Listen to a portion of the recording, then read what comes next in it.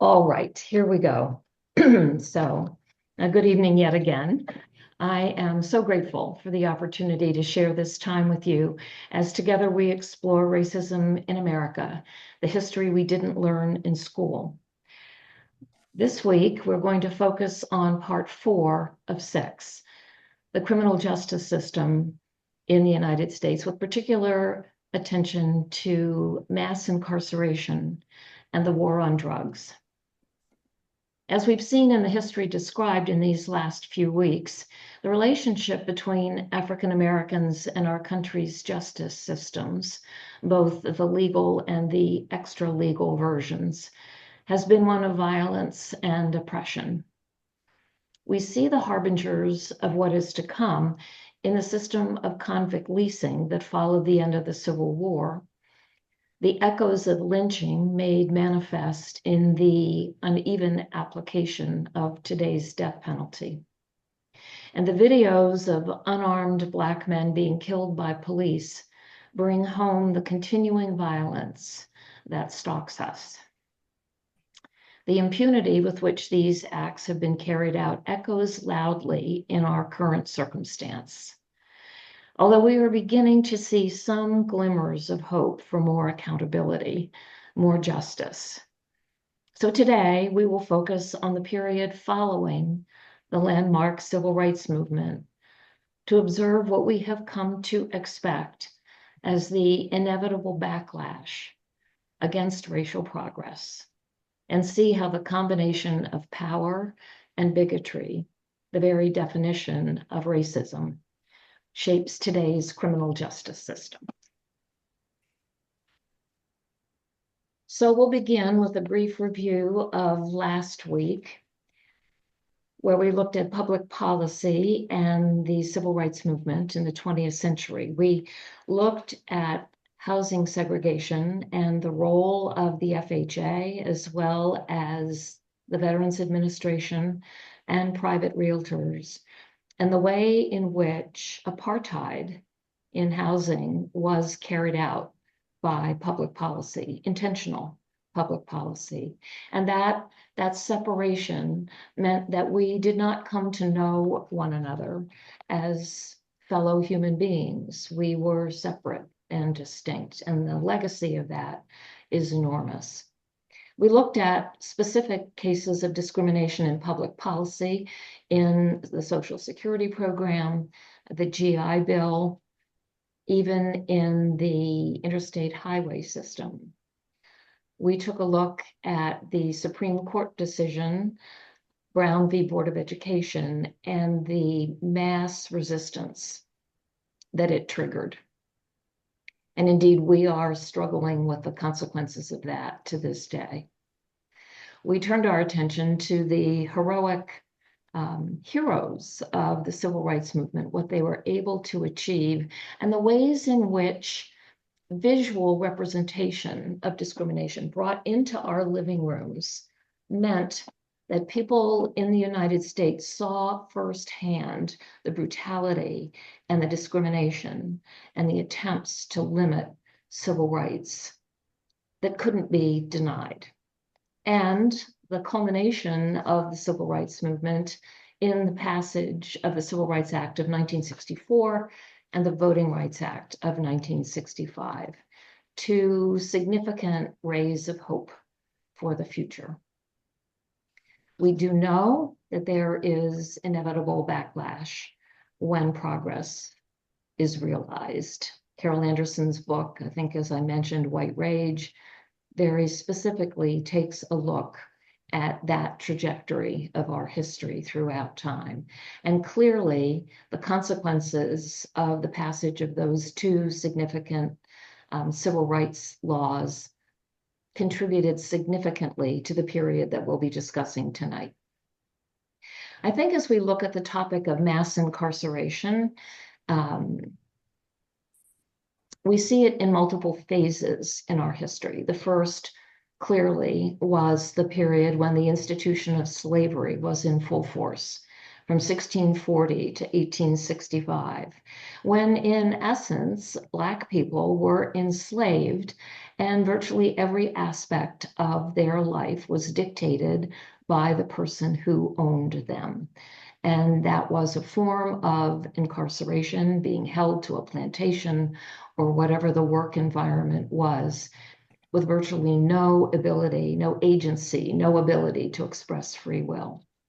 The second phase of mass incarceration came about after the Reconstruction period in the form of convict leasing from 1846 to 1928.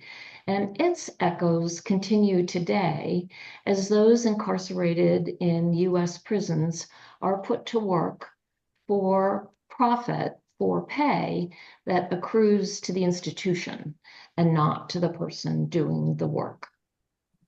Today, we are going to focus on the third phase of mass incarceration, linked to the war on drugs from 1972 to the present.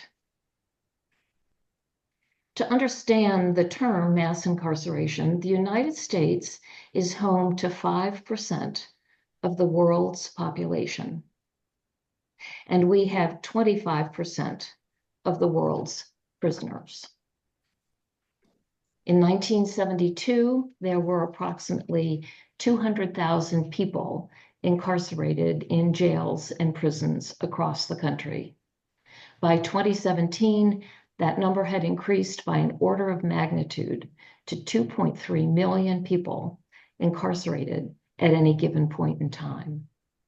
And in addition to those being held in these institutions, on average, more than 7 million people are either incarcerated or on parole or probation in the United States at any given moment, under the control of some aspect of the criminal justice system.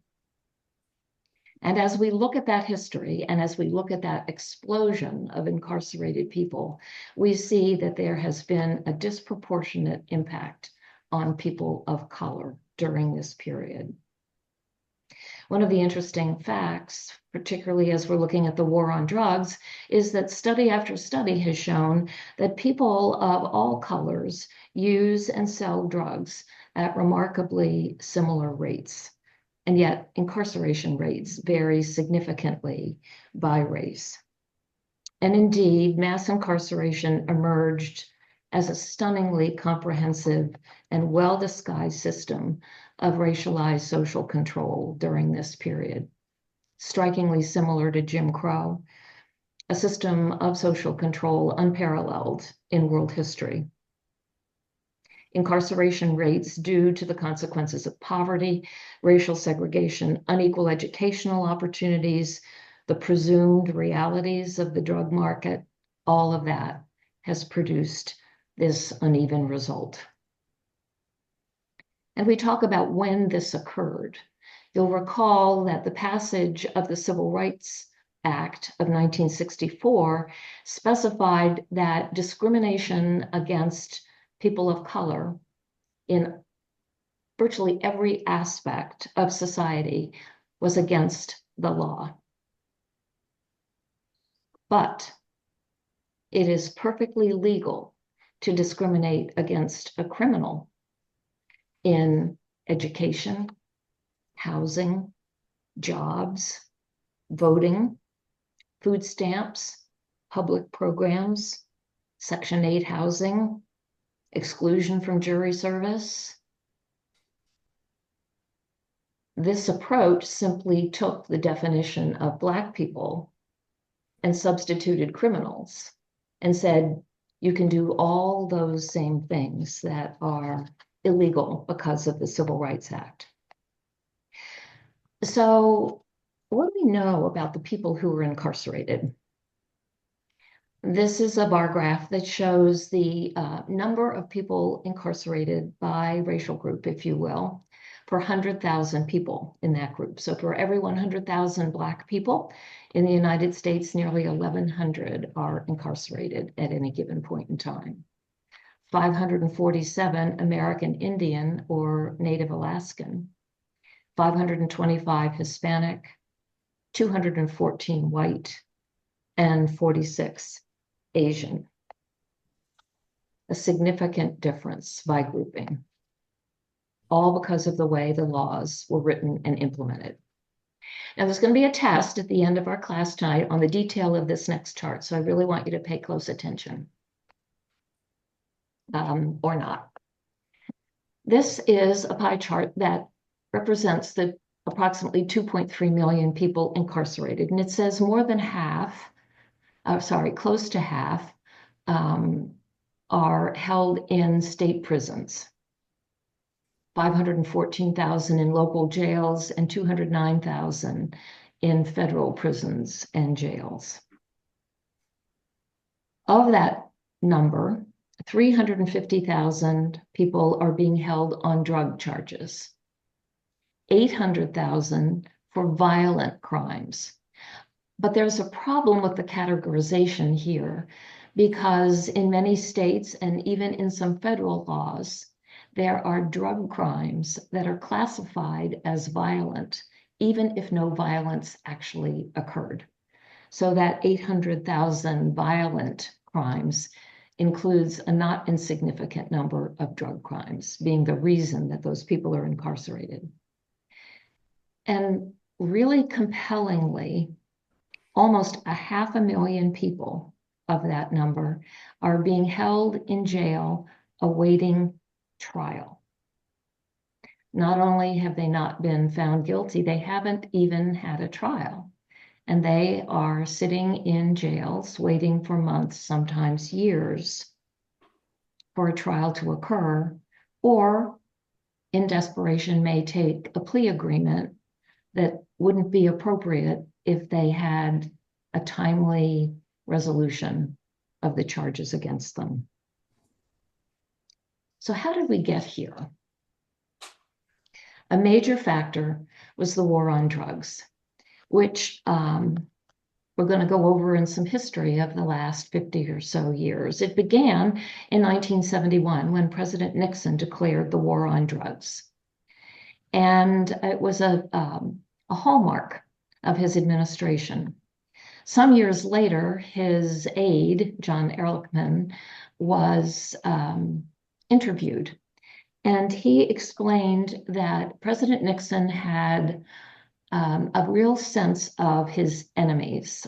Any of you who were alive or adult in the 1970s may remember hearing about Nixon's enemies lists.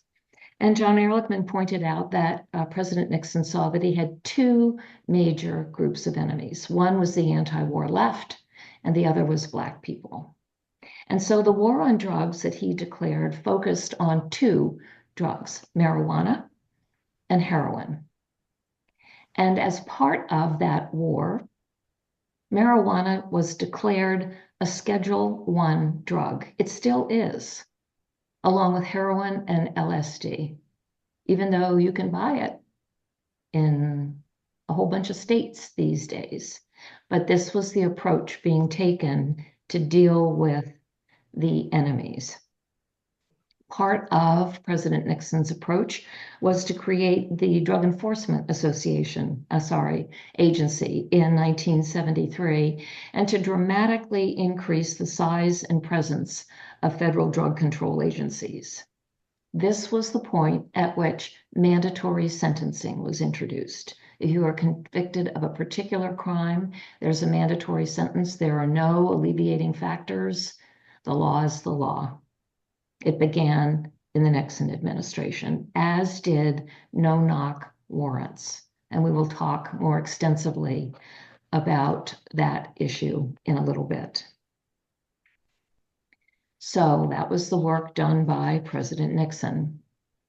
And then in the early 1980s, President Reagan extended the war on drugs, even though illegal drug use was actually declining a little bit by then.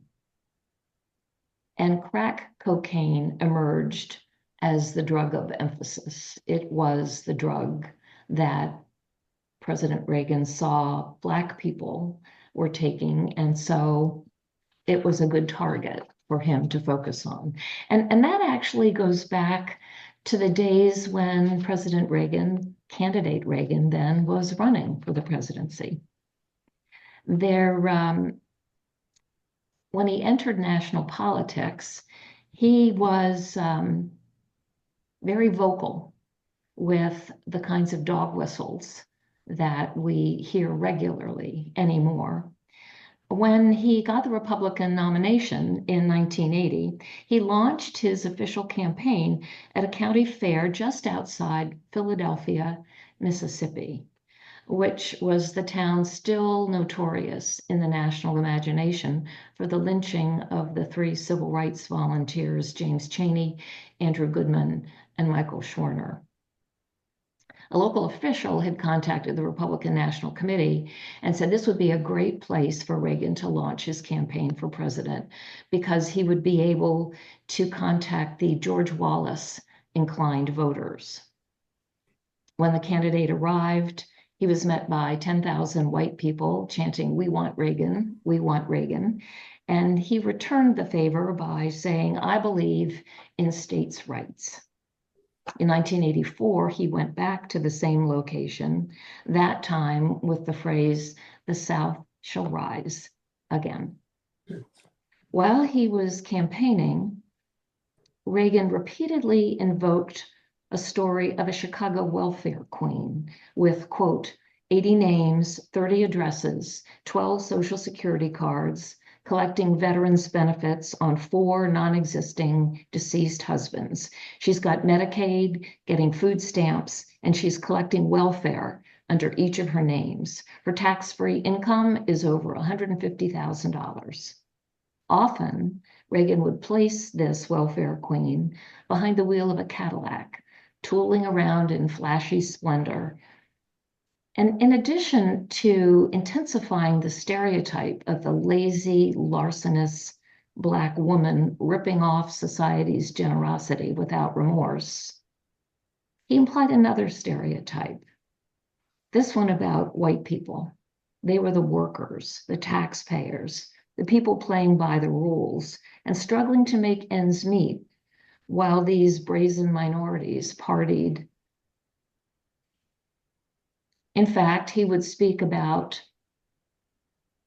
his white listeners standing in line at the grocery store behind a strapping young buck who was getting T-bone steaks with his food stamps, while all you can afford is hamburger. Once he was in office, there was an influential Republican strategist named Lee Atwater. And there's a video recording of Lee Atwater saying, "You start out in 1954 saying N-word, N-word, N-word. By 1968, you can't say N-word. It hurts you. It backfires. So you say stuff like force busing, states' rights, and all that stuff. And you're getting so abstract. Now you're talking about cutting taxes, and all these things you're talking about are totally economic things. And a byproduct of them is Blacks get hurt worse than whites. We want to cut this," is much more abstract than even the busing thing, and a hell of a lot more abstract than N-word, N-word. So all underlying the foundation of the president, the administration, and the Congress actions. And so in 1986, Congress passed the Anti-Drug Abuse Act, which was modified slightly in 1988, and it differentiated between powder and crack cocaine. Now, pharmacologically, they are identical, but crack is cheaper to manufacture and therefore sold at a lower price and is more attractive to people on the lower end of the socioeconomic scale. This law also introduced the mandatory minimum sentences for drug crimes. And what that said was, there is a mandatory 5-year prison sentence if you are found in possession of 5 grams of crack. In order for the same mandatory minimum sentence to apply if you are found with powder cocaine, you have to be in possession of 500 grams of powder cocaine. And so that 100-to-1 differentiation skewed the mandatory minimum sentencing that took place. Now, as time went on, Bill Clinton was running for president, and he was concerned that, as was often the case with Democrats at the time, that he would be viewed as being soft on crime. So he needed to do something to counter that. To put it into context, I'm going to go back a ways to 1915. 1915 was a notable year in race relations in the United States. That was the release of D.W. Griffith's notorious Klan-glorifying blockbuster film, Birth of a Nation, that romanticized the role of terrorist posses in the post-Civil War South, the ones we saw involved in the lynchings. And it created a sense of nostalgia for the wonderful past days of white supremacy. That Thanksgiving Eve, William J. Simmons gathered 15 men to initiate what became known as the Second Klan. They climbed to the summit of Stone Mountain, just outside Atlanta. They built an altar of 16 boulders on which they placed an American flag, a copy of the Holy Bible, and an unsheathed sword. Then they raised an enormous wooden cross and set it on fire. Following that Klan resurrection ceremony, the group held regular events at Stone Mountain. In the 1920s, they began fundraising with the United Daughters of the Confederacy to erect an enormous Confederate monument on the mountain's face. Jefferson Davis, Stonewall Jackson, and Robert E. Lee. For most of the 20th century, it held the Klan's annual Labor Day cross burning at Stone Mountain until 1991. In fact, in Martin Luther King's I Have a Dream speech, one of his lines is, "Let freedom ring from Stone Mountain in Georgia." So against this backdrop, presidential candidate Bill Clinton was shaping his tough on crime campaign message.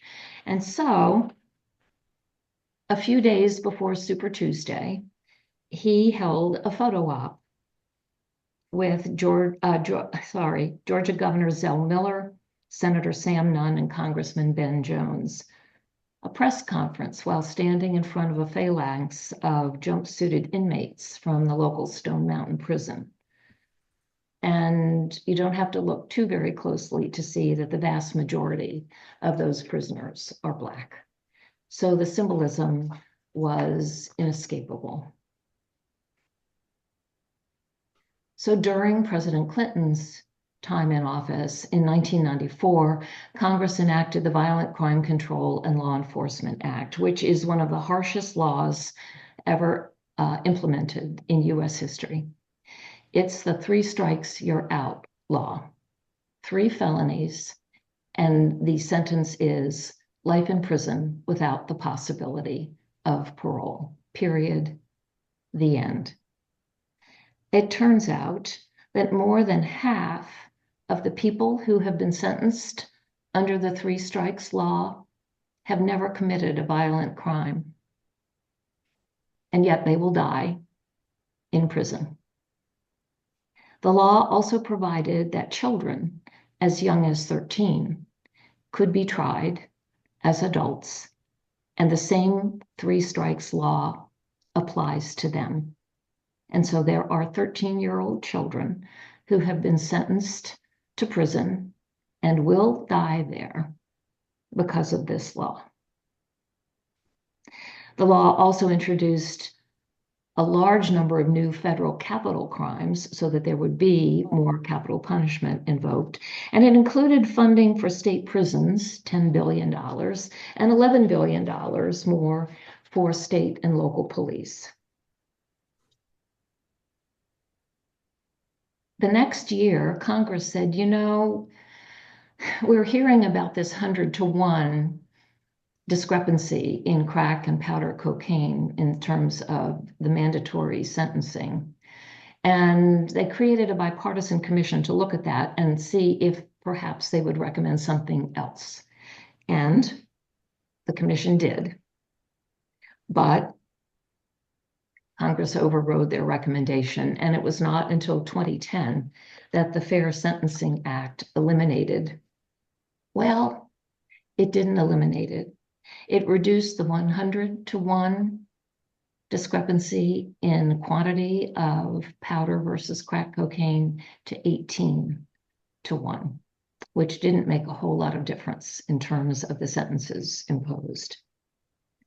And, I think it's useful to stop at this moment and talk about the opioid epidemic, which has and does bedevil communities across the country. But it's an epidemic. It's described as a public health problem. What if cocaine and heroin addiction had been treated as a public health issue instead of a crime? And today, in many states, it's perfectly legal to buy and use marijuana. And yet, it's still, according to the federal government, a Schedule I drug. What would have happened if we hadn't treated these addictions as crimes? So the question becomes, you have state and local police organizations who are busy. They're enforcing the laws, they're patrolling their communities, they're making arrests, they're testifying in court. Now you have all these new drug laws. How are you going to get the police to divert their attention to enforce laws that weren't even on the books before? And so in 1982, the federal government implemented a program where federal cash grants were given to state and local police organizations if they would make the enforcement of drug laws a priority. And they did. And then something really significant happened in 1984, having to do with something called the Federal Civil Asset Forfeiture Law. If I could see all of you, I would ask you to raise your hand if you're intimately familiar with that law. I suspect probably not. I was not. I didn't even know such a thing existed. But it's been on the books since 1970 when Nixon began his war on drugs. And it said, if you arrest somebody and in the course of the arrest, there are drugs or equipment, then the government has the right to take those and use the proceeds for their own benefit. In 1978, that law was expanded to say, and in addition, if there's money lying around or if those who have been arrested have funds or securities, the government can take those. In 1984, that was expanded to include real property, the deed to your house, your building, whatever.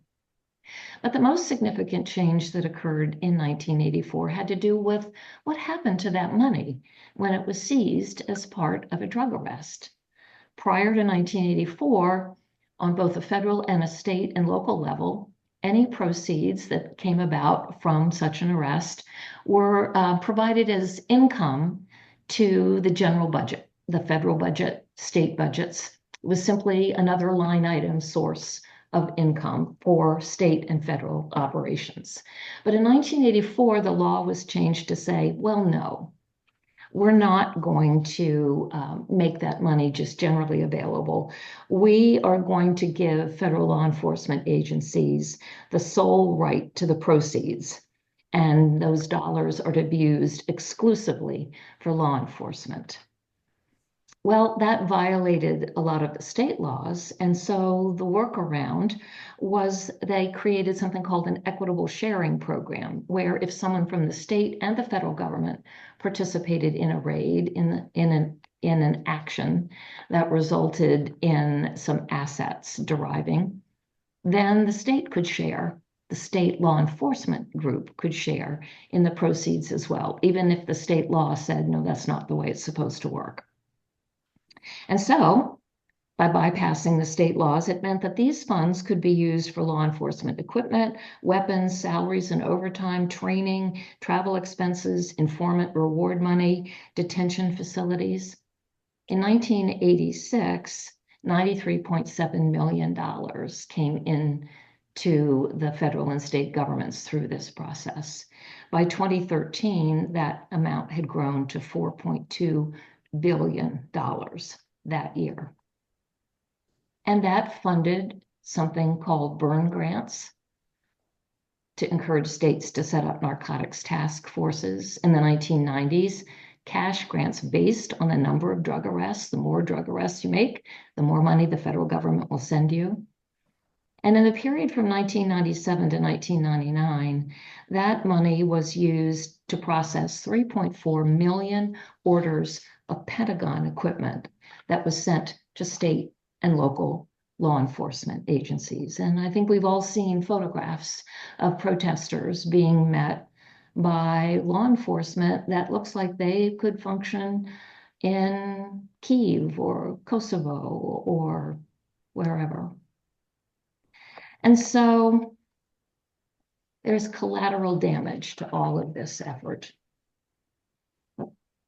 Probably, well, hugely significant is an assault on the Fourth Amendment. And while it's been used for drug cases and for racial discrimination, the reality is this assault potentially affects all of us. So the Fourth Amendment to the Constitution reads, "The right of the people to be secure in their persons, houses, papers, and effects against unreasonable searches and seizures shall not be violated, and no warrant shall issue but upon probable cause, supported by oath or affirmation, and particularly describing the place to be searched and the persons or things to be seized." I remember a case decades ago where someone was clearly guilty of a crime and the evidence was compelling. But it turned out that the search warrant covered the individual's house, but the incriminating evidence was found in his garage. And so the case was thrown out because the warrant did not particularly identify the garage. So that's how stringent the intention of the Fourth Amendment is. But in 1968, the Supreme Court issued a decision called Terry v. Ohio. It was a case where some 3 Black men were standing outside of a jewelry store, and the police arrested them because they looked suspicious.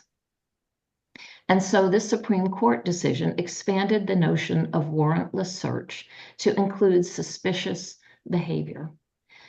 And subsequently, it was used to arrest Black men for wearing flat brim hats, for wearing hoodies. That suspicious behavior did away with the probable cause aspect of the Fourth Amendment. And then it got worse in 1996 when the Supreme Court issued Wren v. United States, where the court further limited the privacy rights of individuals against warrantless searches and seizure by allowing law enforcement the ability to stop a person in a motor vehicle based on a pretext. So maybe traffic stop could result in the search of the car, of the person, the arrest. Probable cause? Not really. And that shift, while used largely against Black people and people of color, could theoretically apply to any of us. The racial bias in the stop and frisk that resulted from the Supreme Court decisions and actions is well documented. And the application of this has had a huge disrupting effect on social relationships. People are arrested, they are incarcerated, they are taken from their communities, from their families, from their jobs. Perhaps they are sitting in jails for months or years waiting for a trial, and it's all legal. It has also resulted in the militarization of the police and a significant increase in the use of excessive force. And while we know that there is a historic issue in the relationship between communities of color and the police, all of this further erodes the trust in what some police organizations declare is their mission to protect and serve. And you find yourself asking, protect and serve who? So we know there has been an explosion in life sentences without parole as a consequence of all of this. That sentence imposition has quadrupled since 1984. And all of this is fed by the system of probation and parole. More than 7 million people at any given point in time under the control of the criminal justice system. And it affects so much in terms of the rights that those people have. We'll talk next week about voting and the fact that it varies state to state, but many convicted felons lose their right to vote. Some states, they lose their right to vote until their period of probation or parole is over, and then they can vote. Except what we're finding is that the state doesn't tell them that. And so they think that they have lost their right to vote forever. And there's nothing, no reminder, no checklist item that says, okay, now your probation or your parole is complete. You can exercise your right as a citizen of the United States and vote. So 200,000 to 2.3 million prisoners. Where are we going to put them? Well, we know based on the one law that was passed, $10 billion was provided for building state prisons. There was a period of time where a new prison opened in the United States, somewhere in the United States, every 2 weeks. All of that funded by federal government money, which seemed like a good idea because the states didn't have any place else to put those people. But it didn't take long for them to realize that building the prison was only part of the cost burden. You had the expense of utilities, of food, of clothing. How are the states going to fit those expenses into their budgets when it was 200,000 people and now it's 2.3 million? Where is that money going to come from?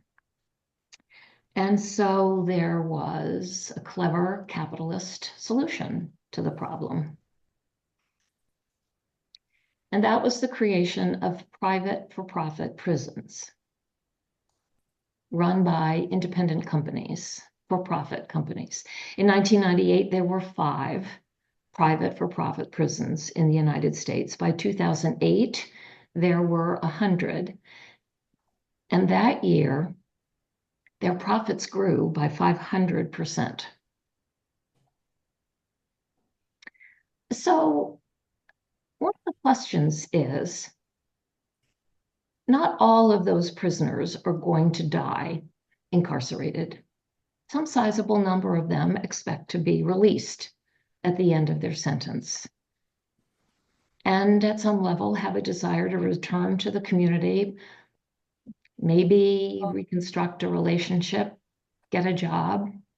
But think how technology has changed, how jobs have changed in 5, 10, 15, 20 years.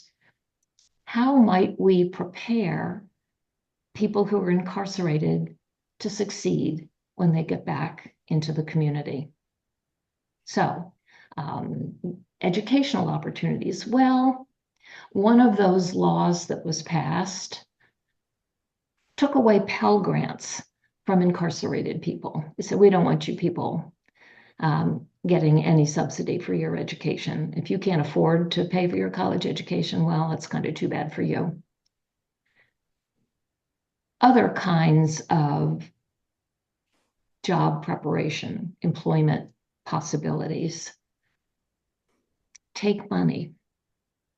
And as we know, in a profit-making environment, You have income, you have expenses, and the bottom line is the profit. And in every profit-making entity, the more profit you make, the better. And very often, the person at the top of the organization is compensated based on the amount of profit that's generated. So if that's the case, and you're running a for-profit prison, are you going to spend some of your excess income on programs that would help the inmates succeed when they go out into the community? Or is it important that that goes to the bottom line and reflects on your performance? And I would contend, if we want to be even a little more cynical, how much time and effort and money do we want to put into ensuring that someone is successful when they leave prison, when if they're not, they'll be back? And there's another aspect of the income to the prison going forward.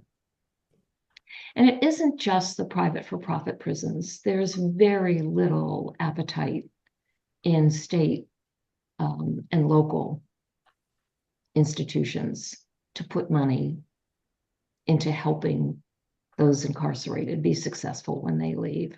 There are too many other demands, too many other needs for funds. It's at the bottom of the totem pole. And so it creates this revolving door.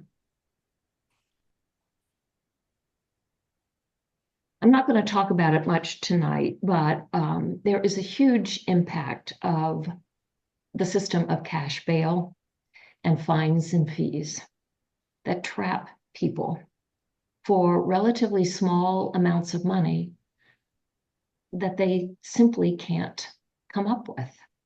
And so if you can't pay a $500 bail, you'll sit in jail until your trial comes around, until somebody comes up with the money. Fines and fees trap people in a never-ending cycle of owing the state money.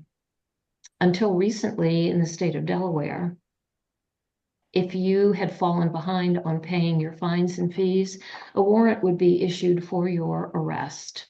In 2018, I believe there were almost 50,000 arrest warrants issued for Delawareans who were behind on their fines and fees repayment. And the first thing that happens when that arrest warrant is issued is that your driver's license is suspended. If you can't afford to pay the fines and fees, and you're using your car to get to work, and now you don't have a valid well, it's a whole story in and of itself. So back in, we get the date right. In 2016, a judge in Massachusetts, looking at the data, saw that there was a huge disparity in the treatment of the criminal justice system of Black people versus white. And so he commissioned Harvard University to do a study, a 4-year study, looking at all of the arrests and the penalties and the circumstances in Massachusetts for that 4-year period. And so Harvard reviewed more than 1 million cases, and they found that in that state, 665 of every 100,000 Black people were incarcerated versus 82 of every 100,000 white people. That Black people made up 24% of the state population, but were the subject of 63% of the stop and frisk and searches carried out by police. That more Black people than white were detained without bail. The bail was set higher. They were charged with more serious offenses, which often resulted in their cases being referred to Superior Court, where the mandatory sentences would likely be imposed. Interestingly, when they dug even a little further, they found that more severe offenses were charged against Black people than white, but once the system worked its way through and the court reached its judgment, the charges they were convicted of were remarkably similar to those charged against white people. And the average sentence for a Black person was 168 days longer than a white person for the identical crime. And Massachusetts cannot be alone in this. So today's criminal justice system is marked by significant erosion in all of our Fourth Amendment rights. But specifically, our system is racialized at every stage from beginning to end. More Black people are stopped. Once stopped, a higher ratio result in arrest. The charges brought are more harsh. The bail conditions more difficult to meet.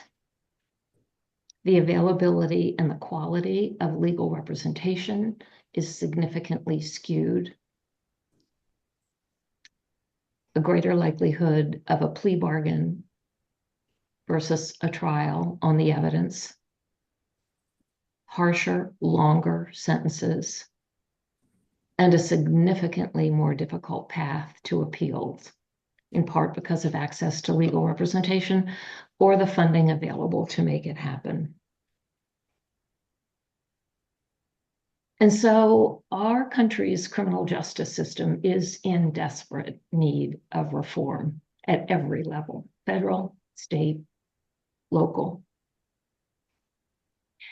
The good news is that action is underway, a little bit at the federal level, more at certain states, but so much more is needed. Action is being taken toward police reform, toward bias training,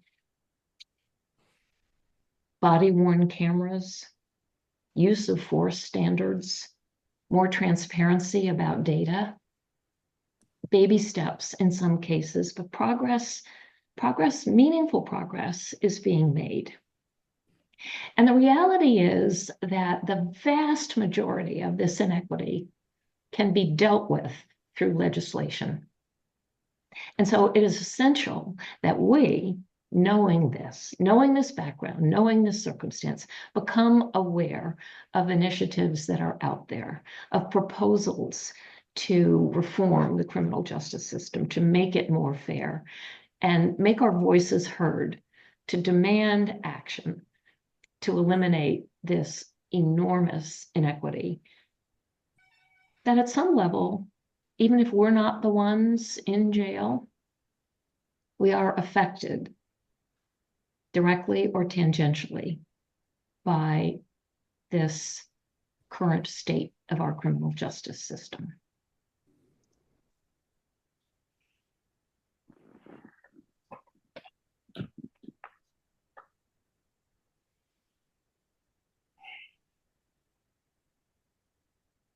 Let me stop the recording.